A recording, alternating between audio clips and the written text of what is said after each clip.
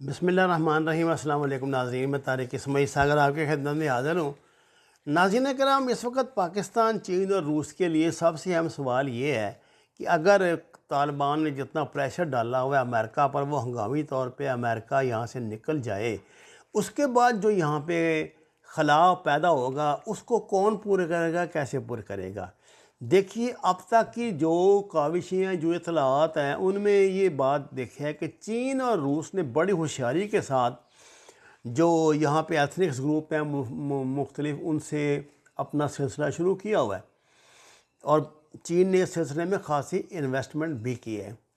आप ये देखिए ना कि ये जो नॉर्दर्न अलायंस वाले हैं, ये पाकिस्तान के ख़िलाफ़ होते थे हमेशा, लेकिन ये अब्दुल्ला का एक बयान नहीं अब पाकिस्तान के ख़िलाफ़ आता, बल्कि पाकिस्तान के हक़ में आता और वो इस बात को तस्लीम करता है अमेरिका की तरह कि पाकिस्तान के बग़ैर, पाकिस्तान के किरदार के बग़ैर ये मसला हल हो सकता ही नहीं।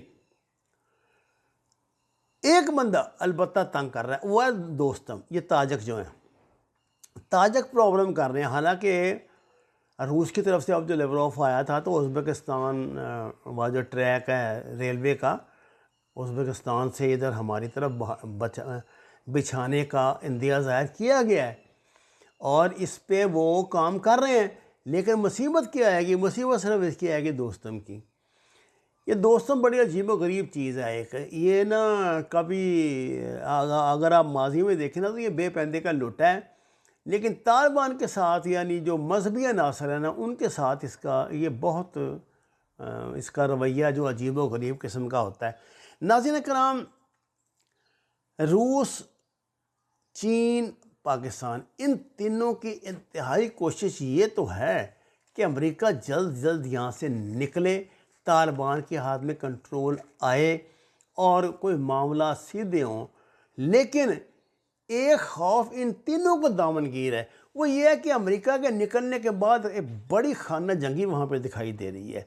इसलिए इन तीनों की कोशिश ये है कि अमेरिका के जाने से पहले पहले इसमें अफ़गानिस्तान में चले कुछ नहीं तो कोई डिसेंट्रलाइज किस्म की ऐसी हुकूमत बन जाए जिसमें काबुल के पास जो है वह थोड़ी सी ऑटोनॉमी हो, जिस तरह के अमेरिका के पास सेंट्रल में होती है, और जो वफाकी जो बाकी लसानी इकाई हैं वो ख़ुद मुख्तार हों और अपनी मर्ज़ी से अपने फ़ैसले कर, जिस तरह उनकी कवारी रवायात है उनके मुताबिक या कुछ।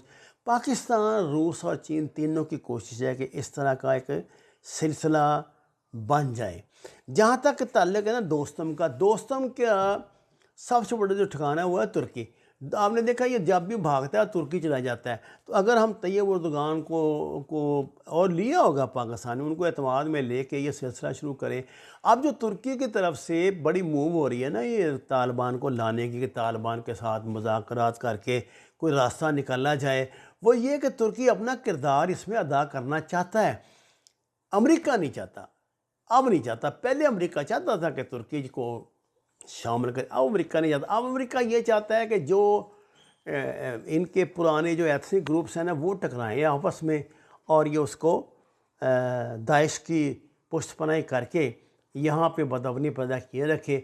दाइश का जब मैं नाम लेता हूँ तो आप ब्लैक वाटर भी समझें। इस वक्त वो अपना खासी तादाद में उनके स्लीपिंग सेल यहाँ मौजूद हैं, वो बैठे हुए हैं कि जैसे आर्डर मिले तो वो अपना काम शुरू करें। नाज़रीन कराम, पाकिस्तान में अब तक टीटीपी का जो भी किरदार रहा, पाकिस्तान के साथ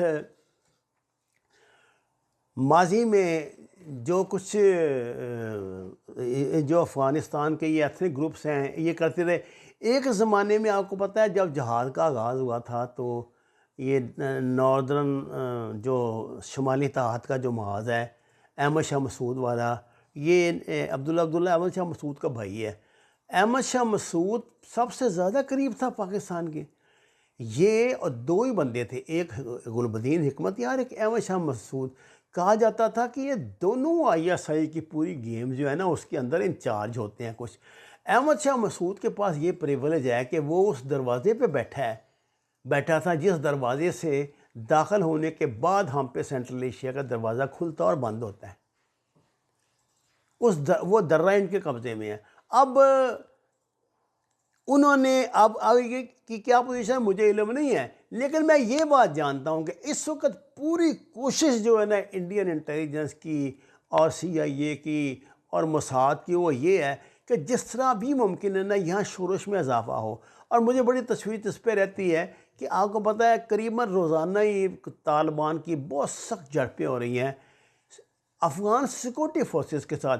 मुझे इल्म नहीं कि इसमें इनका क्या रोल है, अमेरिकनों का या नेटो का, लेकिन मुझे इस बात का पता है कि ये तालिबान के ख़िलाफ़ अपनी फ़ज़ाई क़ुव्वत अभी तक इस्तेमाल कर रहे हैं। अब तालिबान भी वक्त का इंतज़ार कर रहे हैं।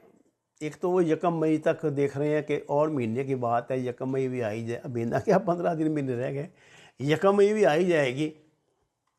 इसके बाद आपका पूरी तस्वीर आप पे वाज़ेह हो जाएगी। अब एक बात आप याद रखें, ऐसी बात नहीं है कि अगर इसकी पुष्टपनाही करने वाले मौजूद हैं, इसके दाइश की और उसकी दाइश के साथ, आप जब मैं नाम लूँ तो आप खुद ही समझ करें ब्लैक वाटर पे इनके साथ ही हैं, और TTP।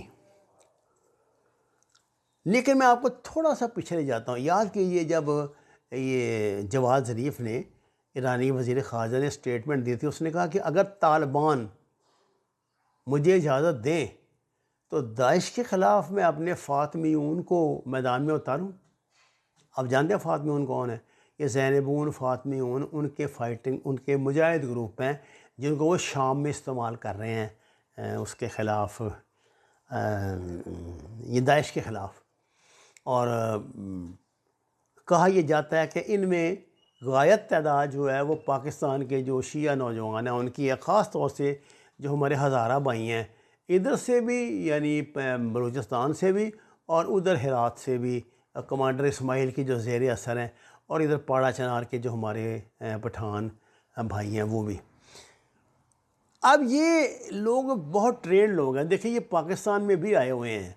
अगर जवाद ज़रीफ़ इनको इस्तेमाल करने का इशारा दे रहे थे तो इसका मतलब ये था कि ये लाइन अप हुई हैं चीज़ें, ऐसी बात नहीं है। जो जो ये सियाने लोग होते हैं ना, जो आजकल की लड़ाई में चीज़ें लाइन अप होती हैं भाई, और लोगों ने प्लान A, B और C, D रखा होता है। हमारी दरानी में प्लान A अगर नहीं चल रहा तो बात ख़त्म गेम ना। दुनिया हमेशा मुतबादल प्लान अपने हाथ में रखती है। आपका क्या ख्याल है कि अगर रूस जो है वो ये तालिबान कभी उनमें किसी में असलियत जाग पड़ी पुरानी और उन्होंने इनके ख़िलाफ़ हमले शुरू कर दिए, को रूस क्या मुँह हाथ बांध के बैठ जाएगा? नहीं, उसका भी उसने प्लान तैयार किया होगा। अब आगे देखिए चाइना जो है ना, अगर वो ये देखता है ना कि अमेरिका जो है इस तरह नहीं मान रहा, उस तरह नहीं मान रहा, तो वो इसका मतलब ये नहीं कि वहाँ वो बस कर जाते हैं। ये हम हैं, क्योंकि हमें डे बाय डे जो होता है ना ज़िंदगी चलानी होती है। ये लोग करते हैं लॉन्ग टर्म प्लानिंग। इस वक्त चाइना के हाथ में ये पूरा ऑप्शन है, जब वो चाहे इंडिया को 2-4 जूते मार के तो पूरा इसको हिमालय को, यानी अरुणाचल प्रदेश को इंडिया से काट देगा। 7 स्टेट्स हैं इसके नीचे, 7 बहुत बहुत इसके स्टेट्स हैं जो चाइना के कब्ज़े में जाती हैं। और अगर चाइना इधर आ जाता है तो ये देख लीजिए, फिर ये भूटान और ये नेपाल और ये गए। फिर ये जो आप तो जो डर खौफ की वजह से थोड़ा बहुत ताउन कर रहे हैं ना, ये तो इंडिया का नाम ही लेना पसंद करेंगे। इंडिया ने जो कुछ इनके साथ किया हुआ है माजी में। इसलिए बात अमेरिकनों को भी इन सारी बातों को पता है जो मैं आपकी खिदमत में अर्ज़ कर रहा हूँ, वो भी जानते हैं इस बात को। और ये बैन अवी खेल है, ये साहब ये बड़ी ख़तरनाक ये शतरंज की बाजी है। आपको एक एक मोरे पे लड़ना पड़ता है, तब कहीं जाके आपके वज़ीर और बादशाह बचते हैं। और पल पल बदलती गेम है। आज क्या मूड है अमेरिका का, कल को क्या मूड है पता नहीं। जो बाइडन कल परसों तो धमकियां लगा रहा था पाकिस्तान को भी, और फिर तो कल तो उसने स्ट्रेट वे धमकी हमें दे दी थी कि जनाब बात यह है कि अगर ये हम यहाँ से निकल गए तो फिर अल्लाह ही हाफ़िज़ है इसका, हम नहीं यहाँ की अमन की गारंटी दे सकते। इसका मतलब आप समझते हैं ना, ये लोग पत्ते हाथ में रख के, पत्तों को देख के फिर चाल चलते हैं। हमारे जैसे बेवकूफ़ नहीं हैं कि यहाँ नारे लगाते फिरें और लोगों को अपने लोगों को मारें, अपनी जायदादें जलाएं, अपनी मुल्क का नुकसान करें, अपनी पुलिस को मारें, हैं जी, और ये समझें कि उनके इस इक़दाम से उनको फ़ायदा पहुंच रहा है। ना दीन को ना दुनिया को किसी को फ़ायदा नहीं पहुंचता, वल्लाह ना दीनी फ़ायदा ना दुनियावी फ़ायदा। क्या दीनी फ़ायदा मुझे बताएं, इससे ज़्यादा आपने क्या इज़्ज़त लेनी है भाई? सारा पाकिस्तान आपके साथ लगा हुआ है, किया हुआ है, लेकिन अगर आप लोगों के रास्ते बंद करेंगे तो पाकिस्तान भी फिर पीछे हट जाएगा।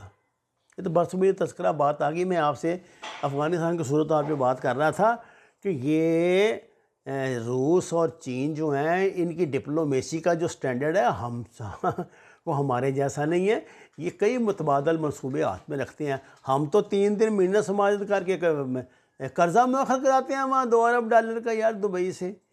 और अखलाकी जुर्रत हमारी ये है, तुम्हारी अगर भाई वज़ीर ख़ारजा से इंडिया की मुलाकात हो गई है किसी डेलीगेशन से, तो कह दो भाई मुलाकात हुई है, बातचीत हुई है, अभी हम बताना नहीं चाहते, डेट्स इट। क्योंकि पता नहीं क्या खौफ है, क्या फ़ियर है। और मा अलैना इल्लल बलागुल मुबीन। नाज़रीन कराम, दरख्वास्त कुरान और नमाज को तर्जुमे के साथ जानिए।